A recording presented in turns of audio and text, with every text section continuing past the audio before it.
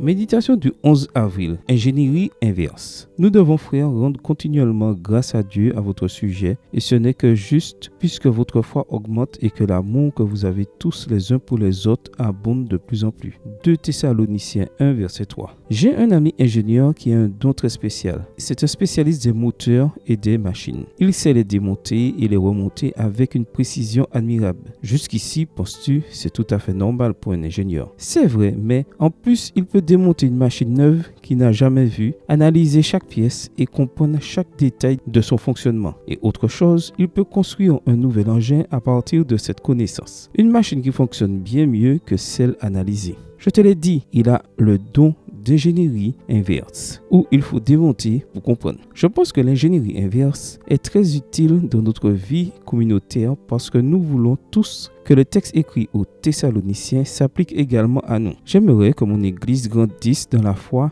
et que l'amour abonde en chacun pour tout le monde. C'est un objectif louable et, par conséquent, nous devons apprendre à nous connaître, ce qui est la première étape de l'amour. Comment? Voici quelques conseils. Premièrement, pense à quelqu'un que tu ne comprends pas très bien et essaie de te rappeler les souvenirs que tu as de lui. Tu dois penser aux moments qui t'ont causé de l'incompréhension. Deuxièmement, essaie d'identifier les raisons pour lesquelles il a eu des réactions qui t'ont déconcerté. As-tu des indications sur les circonstances entourant sa vie? Sais-tu s'il a des soucis? Est-ce que tout va bien dans son travail, dans sa famille? Troisièmement, essaie de te demander comment tu te sentirais si tu étais cette personne. Il est bon de se mettre à la place de l'autre car cela nous aide à le comprendre en tant que personne et à deviner ses sentiments. En cours de route, nous éliminons ainsi ces étiquettes qui nous rendent si intolérants. Quatrièmement, cette étape demande beaucoup de sincérité de ta part. Comment l'analyserais-tu si c'était quelqu'un que tu appréciais ou quelqu'un de ta famille? Notre approche change beaucoup en fonction des liens que nous entretenons avec la personne analysée.